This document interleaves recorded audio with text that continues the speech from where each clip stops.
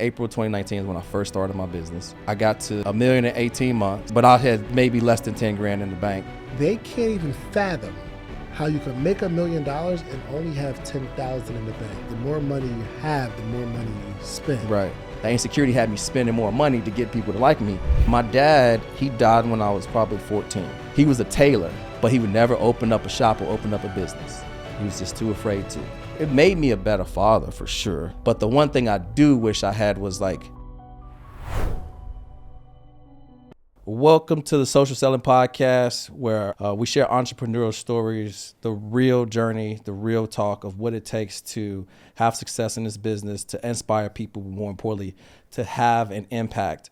And what better person to have on than somebody that's making a daily input and impact on entrepreneurs at every single level, inspiring beginners, inspiring people that is already on their journey, and inspiring experts like myself to think, grow, and see things bigger. Than the Social Proof Podcast host, none other than Mr. David Shands. Man, I'm happy to be here, man, but you're the actual special guest for the show. You know what I mean? That's exciting, bro. Yeah. Because people don't really get an opportunity to talk to the creator of a thing. Typically, if you're talking to a creator of something, you're asking them what they did to create it, or what I can do to create the thing that you're creating. But in this conversation, I think it's more important for people to get to know the host. Okay. So through 500 and something episodes, people get to know me, but I'm very intentional on sharing the person that I am, not the entrepreneur. Like, we're people, bro. Right. You see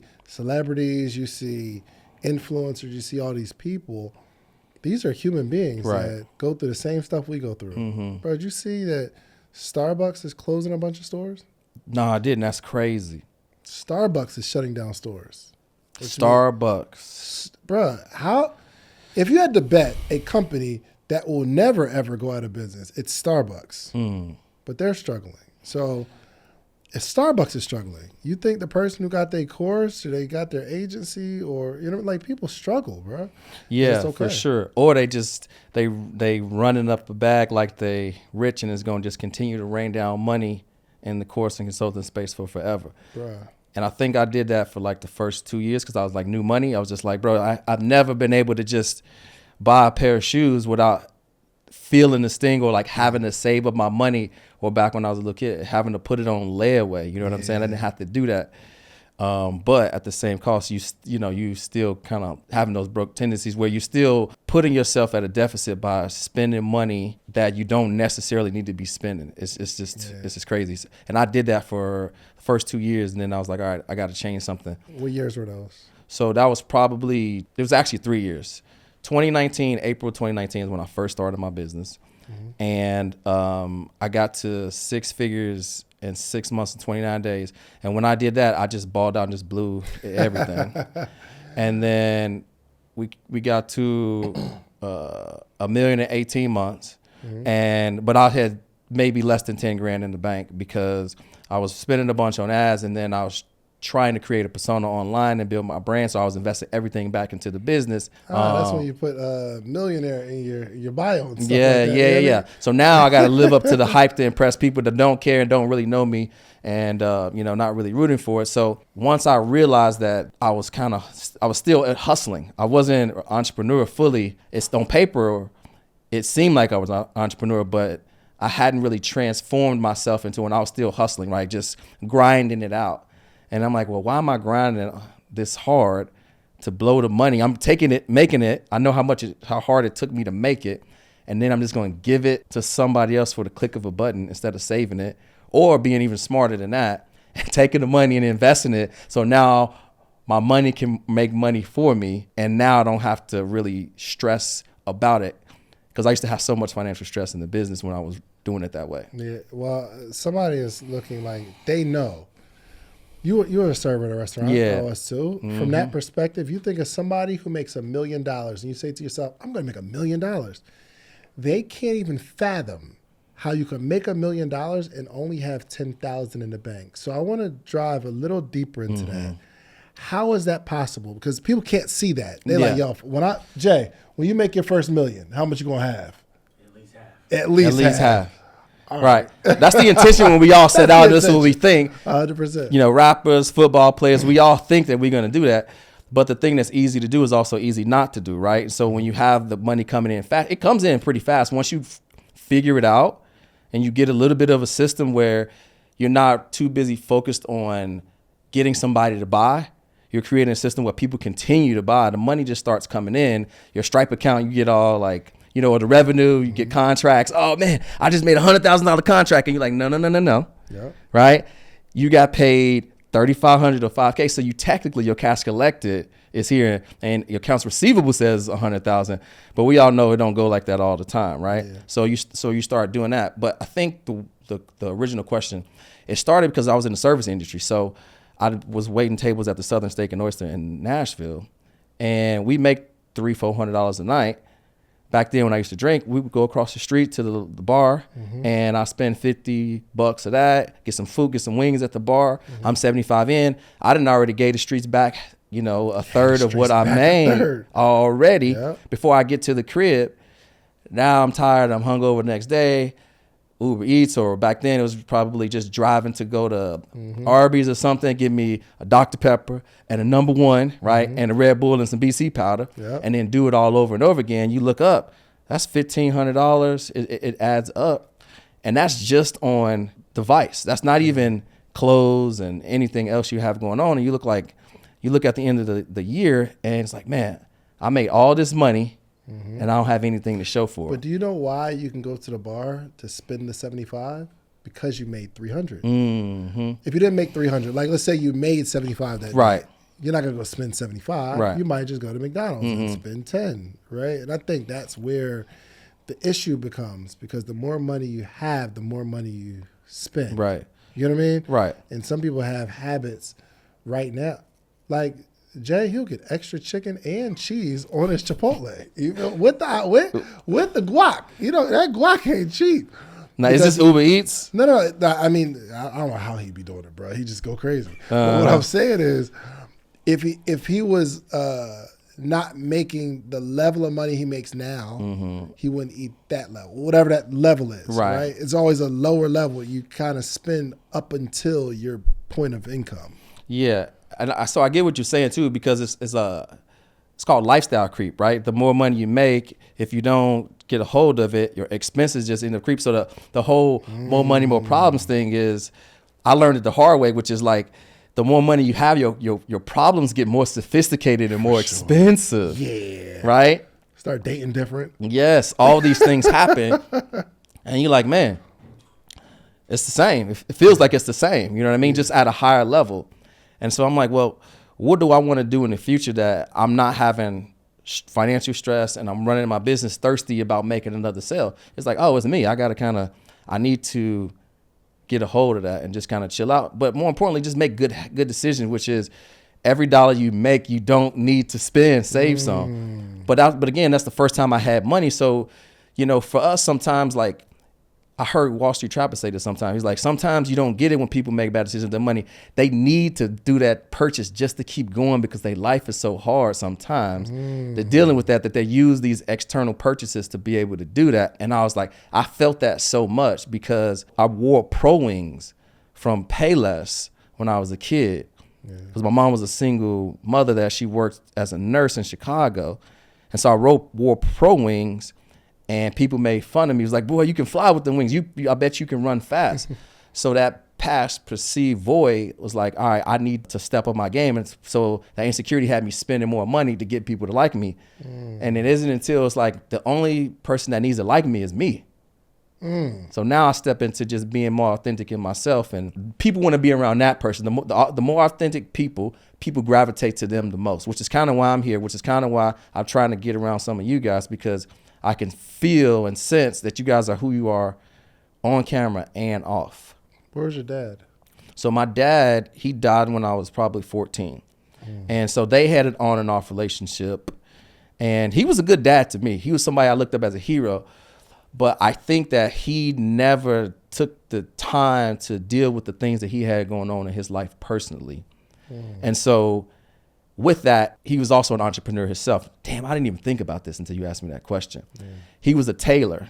And so every Easter, he would make all my clothes and stuff too. And he would do stuff, but he would never open up a shop or open up a business. He was just too afraid to. So he just make it from the house. Yeah. And every time I go over there, he have the Folgers red thing of coffee, and he have the pot going all day long, and he would be in there. There's these brown papers that you can make, and then you go to like Sam Ash or whatever the store is to get the linen. He would take me 87th and Western. We would go over there, get in his car and go over there. And then he would just you could say, hey, make me this. I think it was in the mid 90s, the towel jackets where it would be like the Flintstones or Looney Tunes. They had these towel jackets that you could make. And he could make those from scratch because those came before the starter jackets. It was the towel jackets. Yeah. So he would make those by hand and make all my suits and everything. But he never actually took the leap to open up his own business. And I think that that limitation, was kind of his downward spiral. And so he passed away. And so he was in and out of my life a little bit. Did that affect you? How did it affect you as a man, as an entrepreneur? Seeing your father, one, the relationship seems kind of strange. Two, you're watching your dad do this, and I don't know if you looked at that as success at the time or like, dang, Dad, I don't really want to go to these stores with you. Like, yeah. So, as men, we remember the things that happened to us as a child, and we, at least most of us, try to make sure that our children never have to go through that one thing that they feel that way.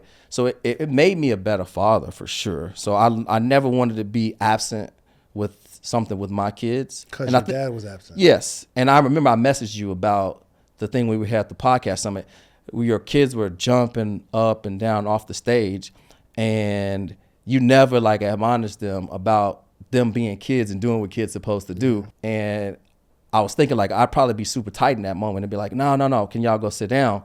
And the other thing is me in the crowd, like nobody else cared at all that it was a thing, because guess what? A kid was just being a kid. Like what else are they supposed to do? 100%. So in that aspect, I tried to make sure I was super present for my kids and, picking them up from school and sharing that. But then also just remembering that, it's a journey. We're not perfect. And, just working on yourself every single day was a huge thing. And then I think the last piece to that is just being self-aware of the things that probably aren't good or some things that you need to work on, because you can't really like trick people and like hide stuff. It's like it comes out, especially with your partners and people that's around you, like they see everything. And so pretending like it's not there was definitely not a good thing. But I think it helped me to be a better man and a better father. But the one thing I do wish I had was like that internal self-confidence that you get from having your dad stand behind you. Yeah. You miss that. So I had to get mentors.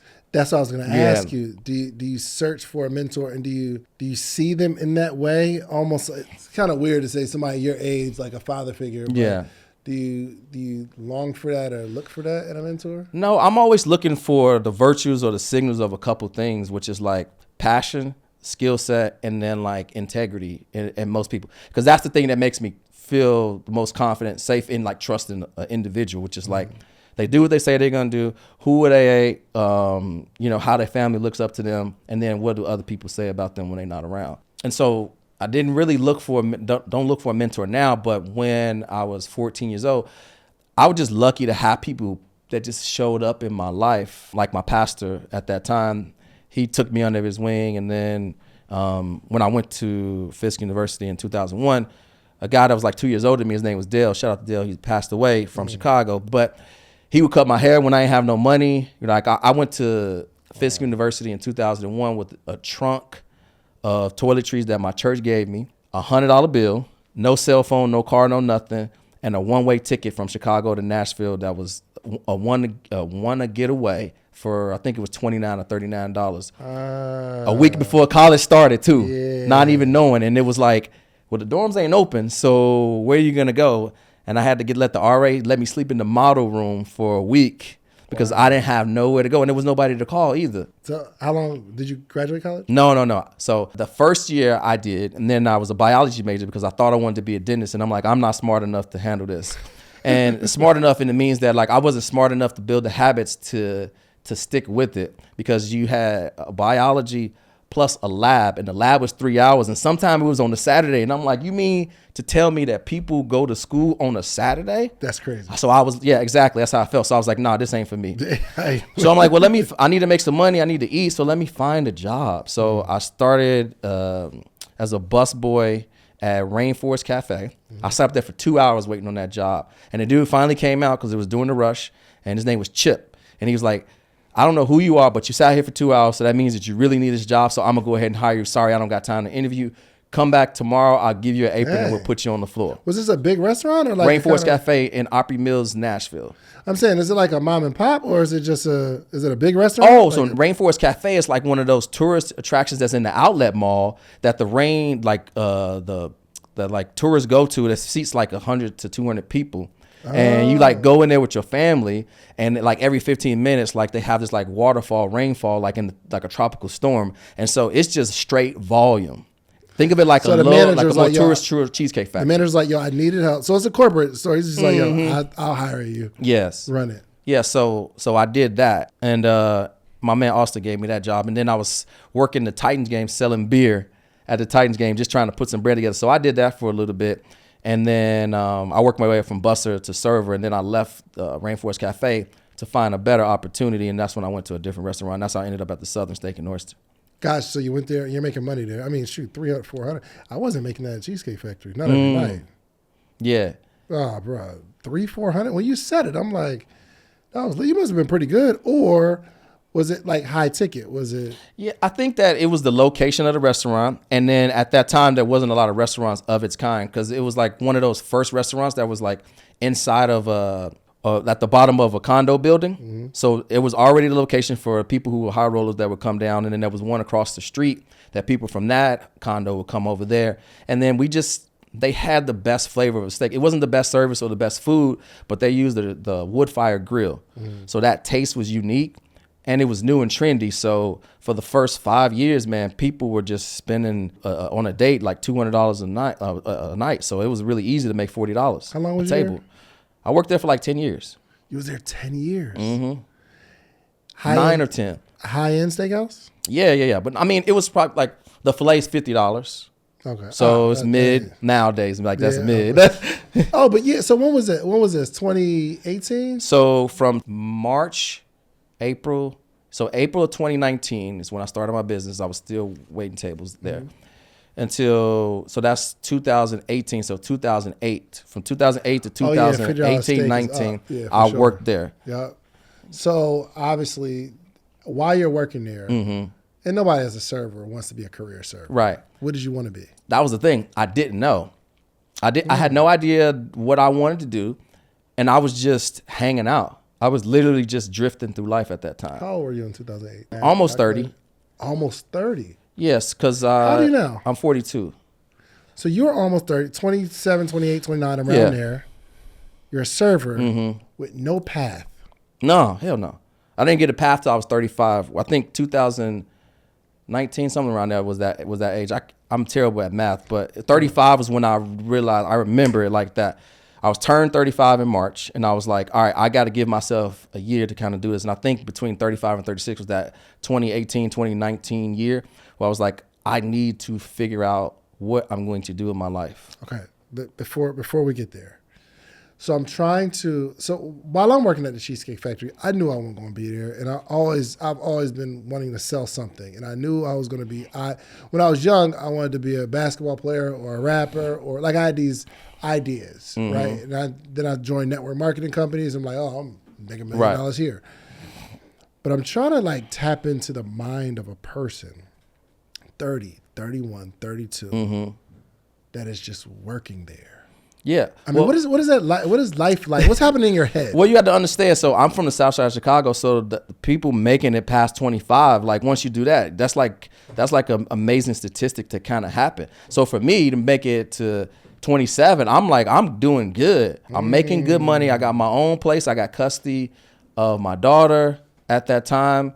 So I'm just working and taking care of her. Like I struggled from 18 to 27, so almost like 9 years, not having enough money every single month to pay everything. Well, I'm always late Impala getting repoed, getting evicted out of an apartment. So to finally have some stability coming from the South Side of Chicago to where I was just happy to be there because I was tired at that point of having to just, rob Peter to pay Paul, or just a miracle had to happen every single month. I was just content with doing that. And so doing that, I just was like, all right, I'm just going to wait tables until something comes around. And then I'm just caught in the cycle of making the cash and just going to work every day. Something comes around. Yes. What are you waiting? What are we waiting on? If you can remember, I had no desire to do anything else but make money and go drinking after I got off my shift.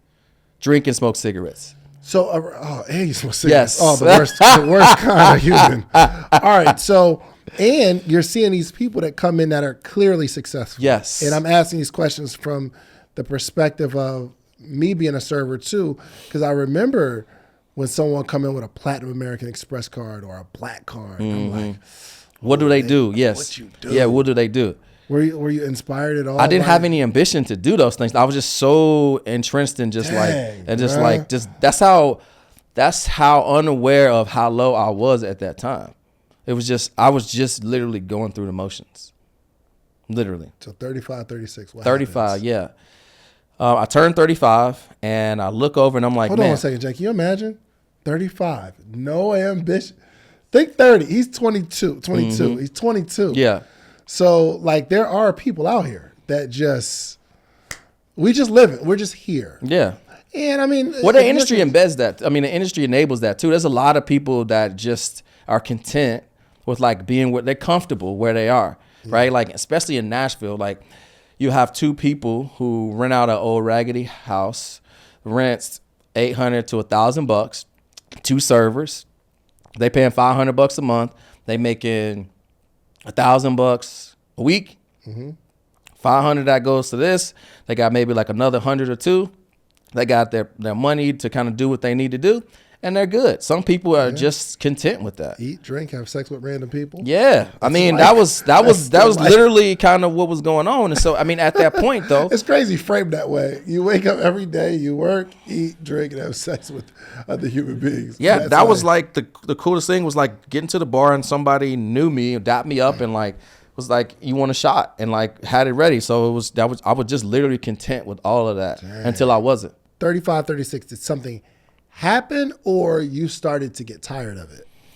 Yeah, so waiting tables, my level of service and empathy and patience with people started to erode to where now I am just unhappy. I don't know why I'm unhappy, but I'm waiting tables, and now people are like, my wife worked at the restaurant at the same time. They coming up to her like, what's wrong with AJ? At that time, I was AJ. It's like, what's wrong with AJ? His table needs him over there, or this and that. And I just don't even care anymore. And I'm just like, I don't know what it is, but I haven't figured it out. And I'm just like, I don't want to do this no more. I'm tired of doing this same thing every single day. The manager is lazy. I'm dealing with complaining old guests every single day. Can I get another ranch? I'm like, I don't want to fill up nobody's unsweet tea no more. First off, you're a villain if you're drinking unsweet tea.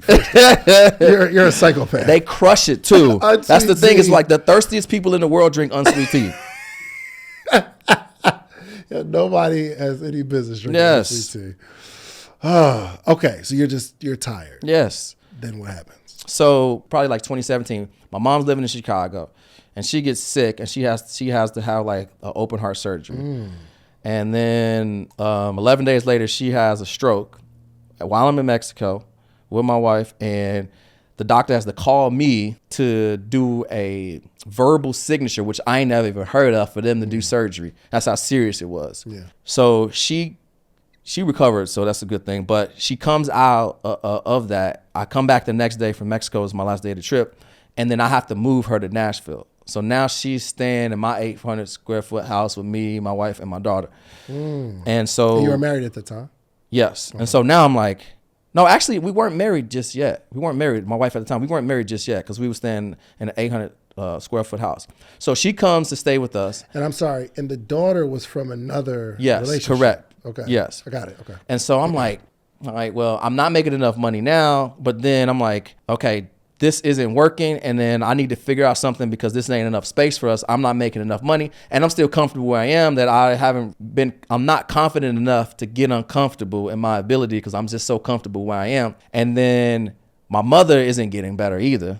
And my wife goes, you need to take her to Mount Zion Church, because my mom had a big community of church, and maybe that'll help her get better. The first day I take her is Pastor's Sunday. And a guy that I went to school with at Fisk University, who actually graduated and was a financial advisor at Northwestern with a suit on and everything. I'm kind of hungover a little bit, no cap. And he comes up to me and he looked like $1 million. Tony Johnson. Shout out to Tony Johnson. And he actually called me a couple days ago. I need to call him back too. He's like, yeah, man, here's my card. Hit me up. And I'm like, that's my opportunity. That was kind of my life. I felt like that was a sign right then. But no reason. He just looks like he makes money, and he's like, hit me up. And yeah, he just looked like he was doing better than I was. He looked happy because his wife was there. He just, he had some things that I could see externally that I felt like I didn't have if I looked in the mirror. So I was like, okay. So I hit him up, and then obviously it's a recruiting meeting for selling insurance. But at that time, I was like, okay, this is a way for me to develop, because this guy named Mike Blivens was one of the only 2 black managers at that time in the organization. And he had one of the fastest growing agency. So only thing I wanted to do was get to that dude to have a mentor, right? So that's really why I went through to doing that process. I like it. So I get to him, and he's helping me, but he runs into the same challenge that most leaders run into, is that you're a better doer than you are a better leader. Like, you can do the thing, but leadership is a skill that has to be learned on the job, right? And I think he was trying to build his business at the same time. And what I was looking for was more of the mentorship past him having systems and built his business at that time. So that didn't work. For a father figure, bro. Sounds like I'm looking for a father figure. Mentor I need somebody to show me how to do this business and how to think. Yeah. I was looking for somebody that had done it at a high level that I could relate to. Because anybody could have came and told me I could do it. But bro, you don't know my story. So I was still holding on to that part too. Yeah. I needed to see somebody that looked like me do it. So then I could be like, okay, if he can do it, I can do it. Yeah, right? I agree. Yep. So now you're an insurance salesman. Yes. Still working at the restaurant though. Correct. And how do we start building this? And you said, I think earlier on, you said in the first 6 months, you made your first 6 figures, right? Yes. So, but that's entrepreneurship when I left insurance and waiting tables and started coaching and doing digital marketing. So this is more of a job. Right. So I'm selling insurance, trying to make that work, and that's going terrible. And then I'm kind of doing double and going at night to wait tables. So I'm super unhappy now. Why is it going terrible, bro? Have you ever tried to sell insurance before? No. It's one of the hardest things to do. One of the hardest things in the world. You're selling a product that nobody wants to think about, talk about, and pay for, because the thing that they pay for, they don't get to enjoy it. The people get to enjoy it after they're gone. I never thought of it like that. That's tough. Right? That's tough, yeah. So you're trying to get people to think in the future about something that somebody else is going to benefit from when they're not there. And I just remember in Nashville going to these businesses and goes like, well, if I'm not there, I don't care what kind of money she gets. Right. Is she going to spend it on some young dude or whatever like that? So doing that was a challenge. But the reason why it was difficult was because there was no system. It was build a Power 200, which is a list of your friends and family out of your phone, and then call those people, right? So now Thanksgiving and Christmas and all of the barbecues, the cookouts are all awkward because you talking to them about it and then trying to follow up with them while they're trying to get some turkey and dressing. If you call a list, you don't have no clients. You call the list, it's Wednesday. I'm looking at the same list, bro. Right. So what do? Phone book. So now I'm cold calling out of the phone book. Well, this definitely ain't getting nowhere. Did they teach you to do that? No, there was like. You just thought about it. I saw another dude sitting right next to my desk doing it. So I'm like, well, I don't have nobody else to call, so I might as well try to do that. And then you're running into talking to the receptionist, and they're a gatekeeper, so you definitely ain't getting to the business owner. I'm like, well, this is not working at all. So this is business insurance, not personal? I'm selling life insurance at Northwestern Mutual, and I'm trying to sell life insurance to individuals. Yeah. That's what I'm doing at that time for Northwestern Mutual. And so So I'm like, well, this isn't working. And now I'm like, okay, this is why I stopped selling. That's why I quit the first time, because there was no system to get leads. Everybody's just like fight to see people. That was the saying they used to say. I'm like, why hasn't anybody figured out how to generate some leads around here? Yeah. So then I'm starting to, on Saturdays, I'm watching YouTube and looking in life insurance lead generation. And I'm looking like, oh, there are industries and places where people buy leads that's their business model. And at that time, I still didn't know it. I was a captive agency, which means you can only sell one product one specific way with an agency, as opposed to being an independent person where you're a broker and can sell anybody's product any type of way you want to. And so they wouldn't let me use social media to do it. And I had figured that part out because I was doing my research. And then they wanted me to only have access to one product, which was Northwestern Mutual's product. So I'm like, I can't use social media. That's working. And I can only sell one product. I'm like, this is not going to work. So this dude, Alan, calls me into his office as a lawyer and is like, hey, I saw you posting on social media about this insurance stuff. You cannot do that. And that's when I was like, well, this is working. I'm finally starting to get some traction. So, and I had just made a sale for $6,000. And he's like, well, you can't do this anymore. So I had to walk away from the sale I just made. I'm like, I'm going to go and start my business. But that gave me enough of a cause to have an enemy, like I'm going to show them. 100%. So now I had a crusade to go on and prove somebody wrong. And then when I left, the manager was talking trash about me in the next Monday morning meeting. So that gave me even more gas. So I'm like, you know what? I'm going to go and build a business that's going to make more in a month than what he makes in a year. So what age when you quit the job?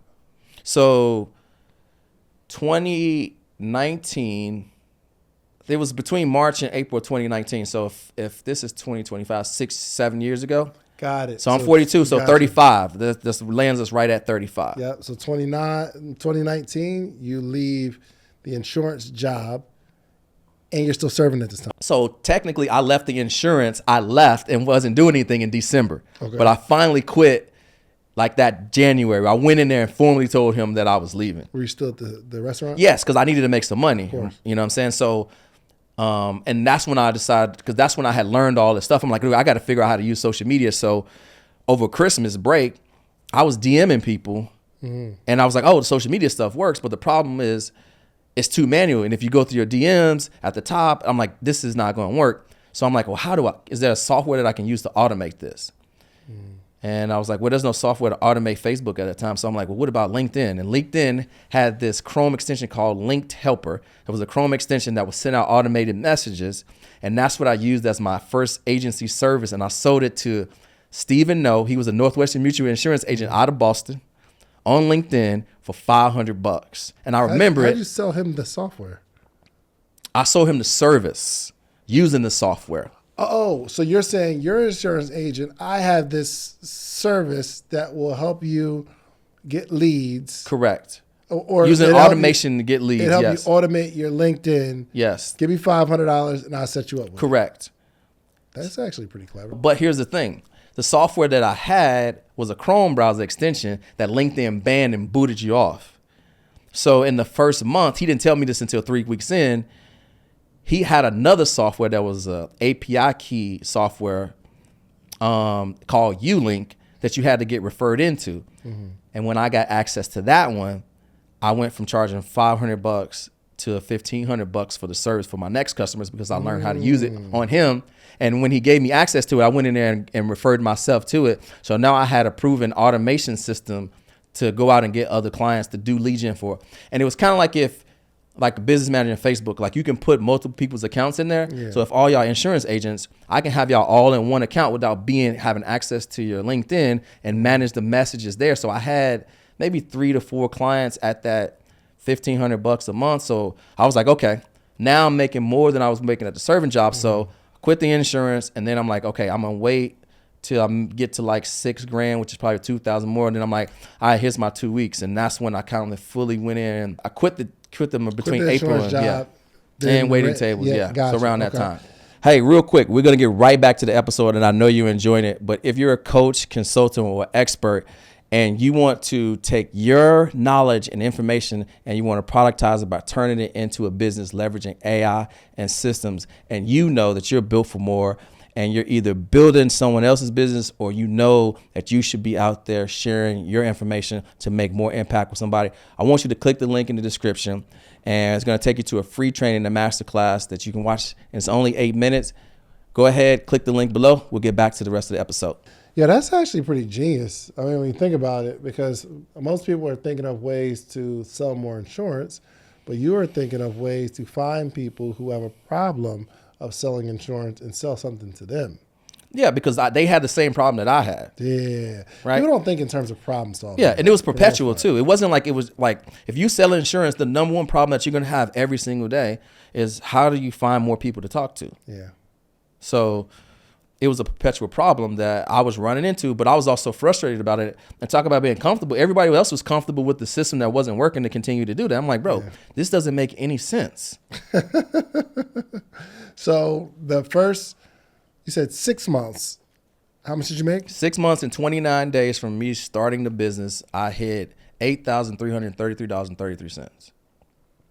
8,000. So get this recurring monthly. Yes. Oh. Okay. Do you know how much you made in that 6 month period? Yeah, 100 grand. Well, that's not 100 grand. In 6 months? I mean, if you do 8,000. Oh, in a year, yeah. So probably, so half of that then. Gotcha. So 50, I guess. That's what that is. Yeah. In the first 6 months. Yes. And then the subsequent next 12 months or 18 months total, you made how much? In 12 months. So I went from selling the course, from selling the done for you to selling done with you, which was, I created a course and then I started selling that for $5,800. So, bro, you wasn't even selling insurance as the major income source. Right. It was the service for insurance agents. Correct. Bro, I hope people really understand what's happening here is like entrepreneurship is about solving a problem, right? If you sell somebody a product, if I sell you some water, it's because you're thirsty, I'm solving a problem. And I don't think we think of it like that. Like if I'm having a hard time selling something, I can make money by alleviating that hard time from people. So it seemed like your market totally changed, not from the people that you want to sell insurance to, but the people that are trying to find somebody to sell insurance to. Right. Yeah, and then the thing that really broke it open was once I stopped having to do the service for them and just kind of give them the automation and stuff like that, I could sell it as much as possible because when I've got to answer all the messages and do all of that, there's only so many clients I can kind of work with. But once I'm like, okay, I need to map this out and turn it into, to productize it basically. Now I can sell it for, I started out selling it. I was too scared to sell it for $5,800 in the beginning. So I started with $2,000, $3,000. And then finally people were just, doing the $5,800. And I was like, okay, so I have this product. But then I started running into a problem is people doing the work after they pay for something, which was the most frustrating thing about selling products is people pay for it and they think that as soon as they pay for it, automatically the result comes as soon as they make the purchase. Got it. It doesn't work that way. So I'm saying, was that an issue because people are coming back to you saying, oh, you're a scam or this doesn't work? No, I think that again, when people pay for something, their expectations of them purchasing the thing is supposed to change. You buy the shoes, right? I remember freshman year, I'm trying to try for the basketball team, right? I go buy a fresh pair of Jordans to go hooping. I got the Wrigley gum and everything. I go in there, I get cut from the team. So me thinking that I buy the shoes is going to help me at some advantage. It's marketing, right? It's be like Mike. That I'm thinking that's going to be the thing that's going to help me. But my point to that is buying the thing doesn't get you the results. You need skills, work ethic, and some knowledge to put behind that. It's not magic.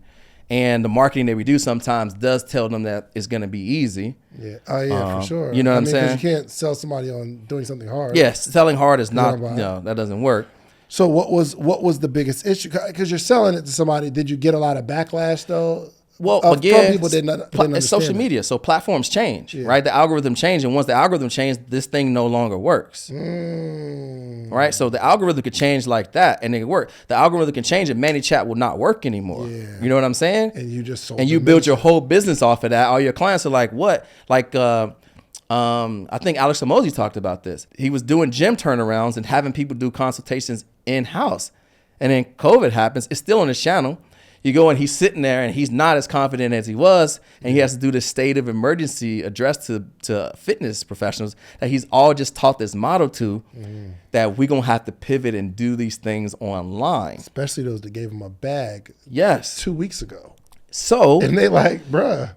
Now, you know what? Yo, this is so, man, I love this, bruh.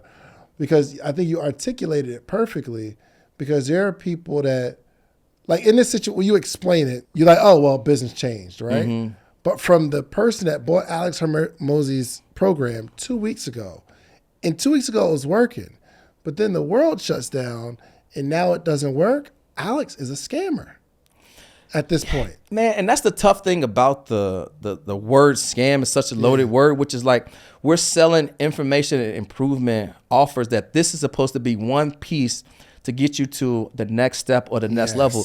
This is the responsibility of us is not to get rid of all your debt or all the stuff, the bad decisions that you made leading up to this next purchase. So you made 9 bad decisions with all your money, and finally you make one good decision, and now the pressure's on me to radically change your life. That's too much pressure for an entrepreneur, when the model should be flipped, which is you're stacking skills. If you invest into a coach or a mentor, flipping it to like it's an investment in yourself to shortcut the knowledge or the information or the result that you're looking to get that you don't know, because it's costing you every single month for not knowing the thing it's costing you. So you're paying to get the information or the knowledge to then go and you execute on the thing, not just purchase it and sit there. But you can't sell it that way. No, you can't. That's the game. That's the problem. That's the game. And that's kind of why I'm like, I kind of like getting out of coaching a little bit, because it's hard. It's hard to get people to understand that it's going to be a lot of work, but you can't sell them. Yeah. Hey, give me some money so that you could do a lot of work. Yeah. But it's not. But you're not going to do nearly as much work as I had to do, because I have a formula for you now. Right. And now you told them that there's this formula, and they're expecting that the first time they do the play, that they're going to get the results. All right, stand right here, put your hand behind the ball, put this hand here, right? And it's going to go in every single time, like I just did it on this video. Well, it doesn't work that way, because they're forgetting about the reps that it takes. Like, oh yeah, by the way, you got to shoot 1,000 shots, not one. 100%. But from what you're expressing too, is you do get burnout on people laying the burden of their whole lives riding on this one piece. That's too much responsibility for one person. And when you got hundreds of customers, that can weigh on you, where you're like, you know what, I don't want to do this no more. Yeah, I think this is the narrative that needs to be put out more, like what you're saying. Explaining to people on the front end at mass, you have to do work, because you can't run an ad saying all you got to do is all you have to do is this simple 3-step process. But our whole industry paints it that way, because technically, if you do this, this, and that. So I have 3 pillars, which is content, community, and cash flow. If you learn how to create content, you understand how to build a community, and you have a cash flow model, you can make money 100%. Yeah. So technically, right. If my sell is, if you're missing one of these 3, that's probably why you're frustrated in business. But if we can fix all 3 of these, you'll be fine. But each one of these takes a lot of work. Right. You feel me? Right. But see, here's the thing though. If you said that marketing to me, that's exactly what I'm looking for. Is give me the 3 pillars in the play. I don't care what happens behind that. If I can do this to get that result, send me on the mission. But that doesn't appeal to the average person. Let's just keep it a buck, right? Most people aren't as ambitious as they think they are. Come on. And they're not as hardworking as, again, hard work is a subjective word, right? Like putting work in the gym. That means 2 different things to too many different people, too many people, and your body shows the difference of what that definition is too, right? Gosh, so, and I think the thing that I missed to say is a 6-figure run rate is what I meant to say, because I was just so excited to talk. But that put me on a 6-figure runway with the $8,333 when I was running the agency. So now again, I'm brainwashing myself. I'm making 6 figures at that time because I'm making $8,333 a month in 6 months and 29 days. Because now I'm like, I got these people on subscription and recurring, not knowing that there's something called churn in the business. 100%. See what I'm saying? So I was on a 6-figure run rate at that time. But on the scam part, bro, like, I feel like most people aren't willing to put in the work that it takes to get the result. They purchase the thing and then absolve themselves of responsibility and put it on you. Yeah, 100%. The only people that do that is children. Right? It's like you cannot remove yourself from the result and let the life be put in the hands of someone else. The only person that's coming to save you is you. Yeah. This information is supposed to propel you, inspire you, and give you a tool to go out and execute, because now you've got a shovel to dig the hole, as opposed to just standing there like, well, I need to put a hole right here. What do I do? Yeah. Somebody comes along and say, hey, you can either do this in 10 years or you can do it in 10 days. Yeah, for sure. But you give someone a shovel, and they're like, okay, you're like, go dig. And they're like, all right, cool, I got the shovel. And then they take the shovel to concrete. And in your brain, when you sold them that shovel, you would assume you go to dirt. You go to the grass. Go to dirt, right? You would think. But there's some people, it's not breaking the concrete. But I think that, again, is on us as coaches as well, trying to give as much information about what to do with this tool as possible, and not hiding it and not making it look easy. I think on the front end of marketing, we have to tell them what they need, and we have to assume at some point, we got to give people credit. And you would think that they know this is going to take a lot of work. Becoming successful takes a lot of work. Making $1 million is a lot of work, unless you're selling cocaine. Right? Well, here's the thing though. When I work with people that they are oblivious to how much work it takes and just like to expect it to work the first time. Once the first time they try. And that's the problem. We're giving people enough credit to say, you at least have to know that this goes on dirt, because I've had many situations where the most obvious thing they just don't capture, and they get upset, not at me or at the program or whatever. They're just upset that it didn't work, and they just need a little more education. Right. Well, so let's flip it then. Let's flip it to not coaching and consulting. Let's flip it to fitness. Yeah. All right. I'm going to give you this work. You're going to hire me as a fitness coach. Yeah. I'm going to give you this macros. I'm going to give you this workout plan to do, and you purchase from me. And if you do these things, you can get these results. 100%. And they do it. You see them on Instagram, right? Yeah. Pouring gravy on the biscuit. 100%. Y'all probably working out at the same gym. They own a phone going 1 mile an hour on the thing. And they're like, hey, man, this program ain't working. This is a scam. Yeah. You see what I'm saying? Yeah. The expectations of transferring the responsibility to when you purchase something is kind of skewed too, which is like, you got to do some work. Faith without works is dead is the thing that it says. So it's like you have to put in some work also. And I feel like people push the responsibility on a program, but you also have the choice and the wherewithal that you don't have to buy that program either. Yeah, 100%. Yeah, bro. If my trainer didn't like push the fact, the first thing he said was and here's what's crazy. So when he sold me on him being my coach, he did not tell me the eating requirements, because I wouldn't have bought. If he said up front, hey, bro, no more pasta, no more mashed potatoes. We going keto, bro. You got to eat a certain amount of protein. I'm like, catch me next year after the holidays and all that. I'll be good. Or catch me after my birthday, right? But he was like, yo, I get you in the gym and I will change your life. I sign up. I get into the gym. Then he's like, okay, first workout, crazy. He's like, okay, here's the meal plan. Now I have a responsibility. Because 80% of this stuff is diet. Right, 100%. It's discipline. It's discipline. It's discipline. And I can't, once you give this, because I believe most coaches will give you the tools. Mm-hmm.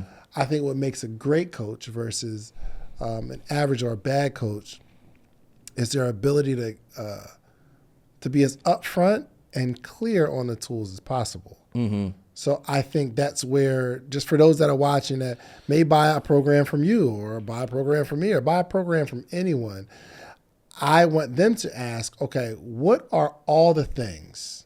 Don't baby me. Tell me all the things I have to do to get these results. And I think at that point, that's more responsibility on the purchaser of the coach saying, okay, just tell me hard truths. What am I going to have to do? Right. I think that level sets. You know what else is crazy about that too, though? The other side is you tell them, all the things that they need to do, guess what they're going to do? If he says, yes, I'm going to sell you an offer, but it's going to be way easier than when Shan says, guess what their mind is going to go to? The easy thing. That's what I'm saying about the responsibility, which is it has to be shared, which is you decide who leads you. Yeah. And so you choose your heart. Either it's going to be easy on the front end or on the back end. And if they choose to go with the easy thing and like it's a scam, it's like, dude, he just told you exactly what you needed to do. You probably didn't even need to buy a program after that. You could have just did it. I mean, honestly, did you have a personal trainer? Did you not already know what you needed to do in order to get in shape, which is you need to watch what you eat and you need to get to the gym and do some exercises for the most part, right? Like that's probably like a specific workout, but we all know that if we need to get in shape, we need to move more and eat less. Yeah. Right. But here's the thing. I underestimated. If someone said, okay, Dave, do you think you can still eat donuts and cookies every single day and get the results? I'd have probably said no. But I didn't think of it like that, if I'm being honest. Mm-hmm. I didn't understand the importance of the diet. I just need somebody to explain the importance. And I think that's the difference between coaches who get real results. If I can get you to understand the importance of the decision that you're making right now. I'm not talking about the sale. I'm saying, so for what you're offering, right? How to make a sale. You can say, one coach can say, yo, you got to make 100 calls a day. Mm-hmm. And it is very possible that 100 calls, 0 of them go flat because you don't have like people skills and you sound crazy. But a good coach says you got to make 100 sales a day, and here's the formula on what to say when you get on the phone. This is the greeting. This is the rebuttal. This is, you know what I mean? You feel what I'm saying? Yeah, I do. I get what you're saying. I 100% get what you're saying. And I'm always thinking about the type of person that buys the thing too, because he probably have told some other clients the same thing that you needed. And once you understood the information, you like, I understand it now. Yeah. And now you take off. And there's other people that understand and they're like, donut, cookies, right behind here. But you can never say, I didn't tell you. Right. You didn't tell you, but that's my point I'm getting to, which I agree with you on is we just need the information and understand it. And then we're going to go cook and do what we need to do. Right. Yeah. Can stay consistent. We start to see a little bit of a sick little ab coming through. We're going to keep going. You know what I mean? 100%. Once somebody say you're starting to look, oh, okay, I got to keep this up. So what's your approach at coaching? How do you look at your client, someone that's trusting you to help them get a result? So, the first thing, whenever I do a sales call with anybody, we're always telling them is like, okay, this isn't a magic pill. And these are the things that you're probably not going to like about this. If you are somebody looking for a quick fix and this and that, we kind of do the reverse situation, especially with the agency offer and the coaching offer that I have for insurance agents. Anybody could put up an ad saying, these are the most exclusive, the best leads, and they'll buy it. Mm-hmm. And then what happens is, the infamous word nobody wants to talk about it after all the money you make is chargebacks, right? Yeah. So you end up with that until we're like, no, if you're a bean counter, if you want to come in here and you want to do this, you don't have sales skills and you're not willing to put in the work, don't sign up for this. So after you get burned so much and you realize that you control the people who come into your business by the conversations that you have with them ahead of time. And I was like, okay. So we started having that conversation. From what I'm doing now, we do a VSL funnel that kind of educates them, do some marketing on the front end, and then we explain the steps of what it looks like so they can come to a decision of somewhat what the process looks like before they even hop on a call, right? And then you hop on a call, and then we do 3 pillars too, but it's like you walk through these things. But again, you're doing a 45-minute call. You can't break down everything that you need on a call. Also, like line by line, going through a document, but we tell them specific steps, and then it's still a sales call. There's persuasion has to happen, or commitment, or helping people decide in a certain way. And so showing up as a coach is, we have support to help walk you through every single step also that we show up. So even when you do have those moments, even when you do have those times where you don't feel like it's working, I'm here either on a weekly call, through Slack, or whatever it is to get the support.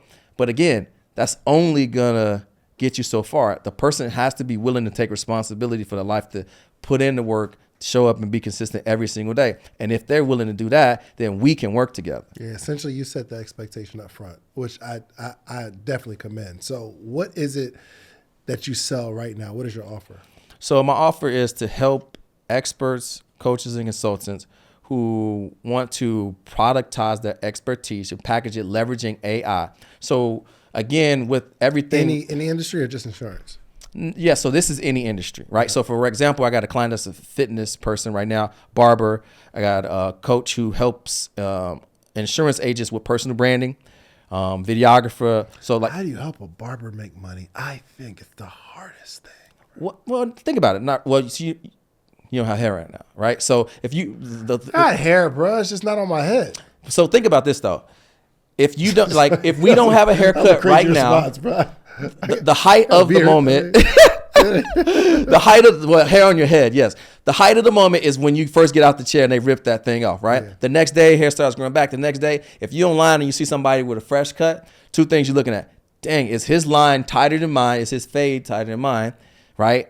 And so it's easy to market that desire consistently, right? So if you do that, and then you provide an experience as opposed to just the haircut. So when you go in there, a lot of times, you're not just cutting hair. A barber isn't just cutting hair. He's kind of a therapist, or he's chopping it up with you. The good ones are, right? And so if you can provide an experience, you go from just being a barber that is cutting hair for 40. I don't know. I hear the haircut prices down here. It's crazy. So it's probably saving you money not having hair, because I hear that $500 for a haircut is not $500. No, it's not. No. I heard some people saying, "Oh yeah, linings." Like some basketball players saying, "Yeah, fly this dude out, linings, $500." That's just the rich tax. Yeah, I mean that's bro. Somebody's paying $500 for a haircut. Yeah, that's ridiculous. Yes, I mean your average is gonna be what, like $40, $50. So 65. 65. 65. Jay went to the barber shop around a random. So he just got here from New Mexico, about a month or two now. Yeah, like 2.5 months. He went to a random barbershop, a Mexican guy, right? Gave him the square back too. I'm like, bro, gave him the. Oh man, so the Chris Paul on the back of the neck. Gave him the Chris Paul. Yeah, get the square back, bro. But how was the experience? Did it make you say, I want to come back here, or I was just getting a haircut? Yeah.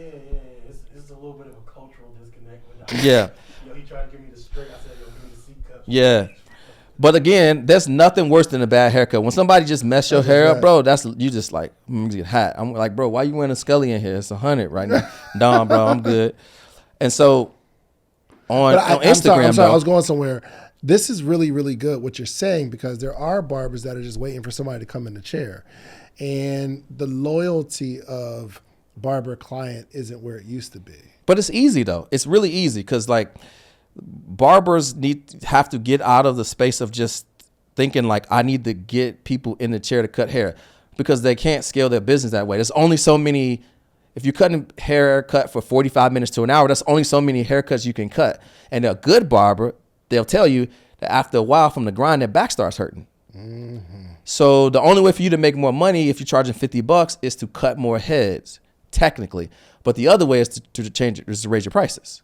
So if you raise your price to 100, then you have to go from cutting hair for 45 minutes to cutting hair for an hour, and you can make twice the amount of money cutting less heads in a day.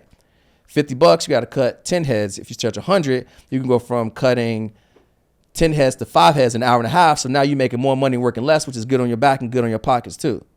See, this is why people need someone with your kind of perspective, because this is good.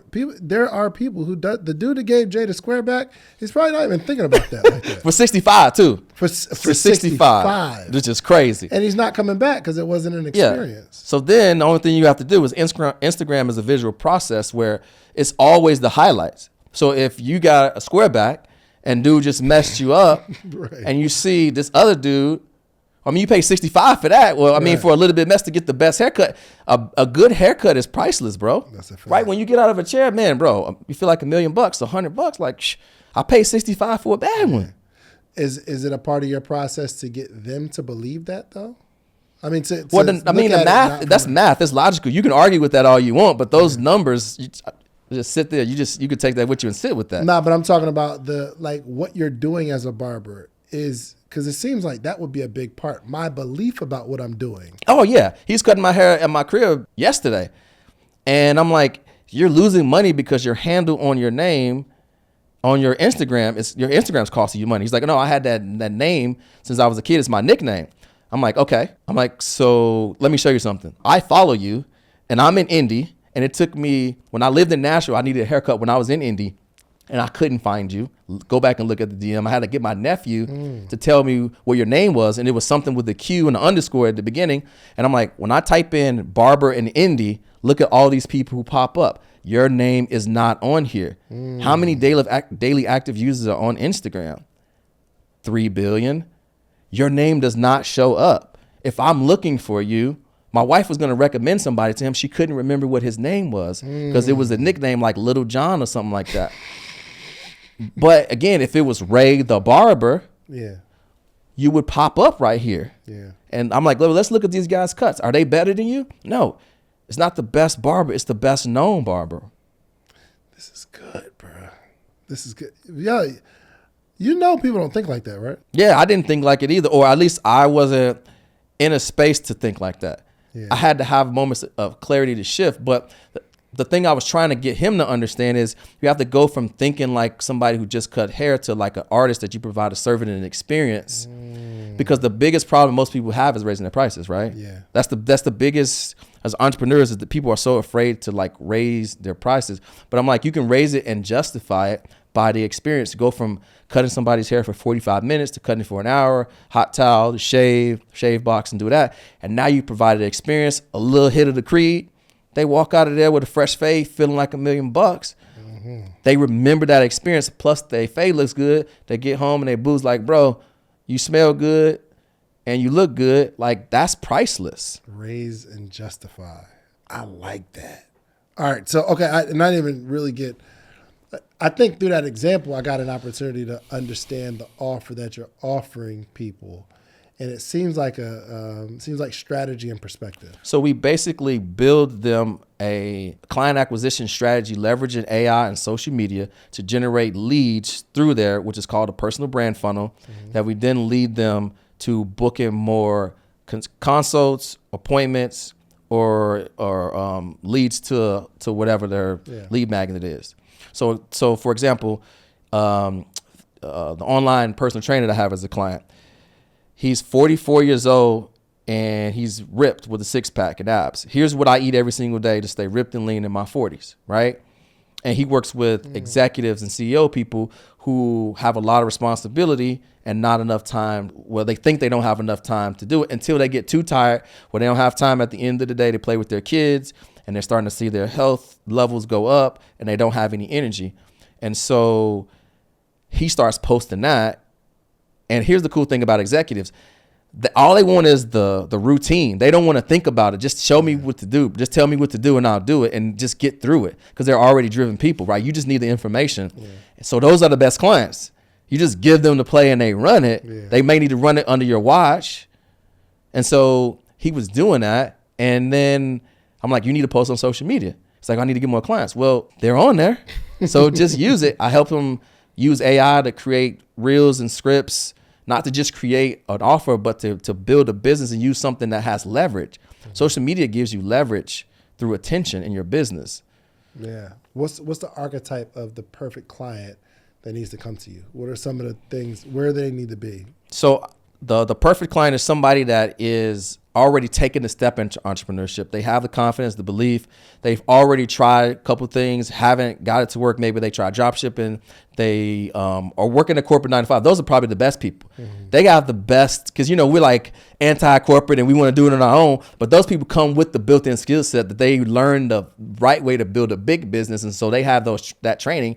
And so they come with the SOPs and all of that stuff all baked in. Corporate professionals or experts that are doing stuff in person, like fitness trainers or barbers and things that are just experts that are masters at their craft. They already have a high income skill that's already producing some type of result, just not on the level that they want to. And they have a desire to take it to the next level. Got it.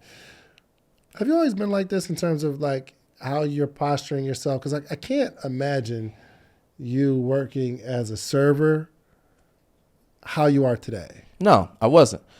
But again, my light was dim because of that vicious cycle that I was in. The fast money and drinking was kind of smothering up my fire, my passion. And it wasn't until I had to take make some tough decisions, look myself in the mirror. It's like, all right, this isn't serving me well. I don't want to be here till I became too malcontent with my current situation. And the cool thing that my mentor told me one time is usually it's easier to quit doing the thing than to keep doing the thing, right? So if you want to get healthy, you want to like have more oxygen in your lungs, you just quit smoking. So it's more like stopping doing the thing that's hurting you. And once you, like, if you're carrying something that is heavy, just put it down. And so that's the kind of analogy I'm getting at is like, once I stopped doing detrimental things and then focused on creating space for other opportunities, personal development, looking for opportunities, places to grow in my life, I didn't have any space because it was all convoluted with that same process. And once that went away, dude, you know, I was addicted to making an impact and helping people on a bigger scale. I was making a little bit of impact in the service industry. You know, people were coming for weddings and graduations and stuff. You were a part of that, but it was on such a small scale that I wasn't making an impact. They would never remember me. And I wanted to be remembered for somebody who was able to change people's lives, right? I was able to go on a journey with them to have success, and they were in the same position like I was in, or worse, or they didn't have the confidence to do something and they just needed one insight, one tool, one message, one word to convey to them to help them. What would your wife work with you at the restaurant? How would she describe this new you? Like, how would she say that you're different now than you were? And how would she say you're the same? Oh, more confidence. Well, so my superpowers don't work on my wife. That stuff don't work on her, which is so funny because she's just like, all right, yeah, you done, CEO. Can you change this diaper or go take out the trash, right? But, I mean, obviously more confident. And then the impact for my wife, it doesn't come from what you say. It comes from what you do, right? So she's always looking at that. And seeing somebody that's driven and ambitious, and that one thing that I am is I realized after I made the shift, my internal belief in myself, because I've been through so much, that I already kind of paid my dues in life doing that. So this is easy and fun. And plus it's not as difficult and as risky as what I was doing before. That stuff was costing me time that I'm never going to get back. Yeah. How would she say you're the same? Oh, I'm the same because I'm lazy, right? I'm an entrepreneur. I'm a CEO. I run the business, but I put systems in place so I can get the most without doing the least, which is like, I'm always trying to figure out how to get asymmetry out of a thing. I'm always thinking about how to get a 10x return on whatever it is. Like, this doesn't make sense. Why are we doing it this way? Yeah, makes sense. Man, I think we covered a lot. Yeah, we did. Did we miss anything? Yeah, we covered a lot This is for good. sure, and got to get up out of here to run the Rays too. So this has been great. I want to give you your flowers too, bro. Honestly, looking at the level of commitment that you put into showing up with entrepreneurs every single day was pretty cool. But then the impact and the network that you have is super genuine, and it's not easy to get into. This conversation is probably a year and a half, 2 in the making, and I was every day just trying to figure out how I can just figure out a way to get into the ecosystem, just to have a conversation like this, and just to tell you, man, what you built has been absolutely incredible, and it's still inspiring me to this day. I'm looking at places when we took that tour to try to take myself to the next level and max out. But the other piece is being smart and leveraging it from the income that you make from this or whatever into real estate. That play, that's the thing. Because I was going to rent a place, but now I'm like, no, that part. I need to get the building that I can own. Yeah, for sure. For sure. Yeah, I'm excited about that process, man. Because we can't hustle and make money forever. Yeah. You know what I mean? For sure. Even right now, as like, I'll get a client, but I had to work to get that client. Even if you have a business, like, you got to show up every day for the business. Right. But one day, I won't necessarily have to do anything. I'm not at a point right now where I can just sit down and chill. You know what I mean? Yeah. And quiet as kept, many entrepreneurs aren't at that place where you can just take your hand off the wheel for a minute. But I do believe in a very short period of time, it will be that way. Yeah, for sure. So we take the money, put it into something that spits out money without you having to do anything. Right. So that's the formula, bro. Yeah, for sure, man. Well, again, thanks for hopping on the Social Selling Podcast, bro. For sure. Me, bro. Great interviewer. My man. So hope you guys enjoyed this podcast with David Shands on the Social Selling Podcast. If you want to follow him, go to @DShands on Instagram. And if you're a coach, a consultant, or an expert, or even a corporate professional looking to scale your expertise and knowledge and turn it into a business, leveraging AI to package your purpose and turn it into a product, you can go ahead and click the link in the description. We'll see you in the next video.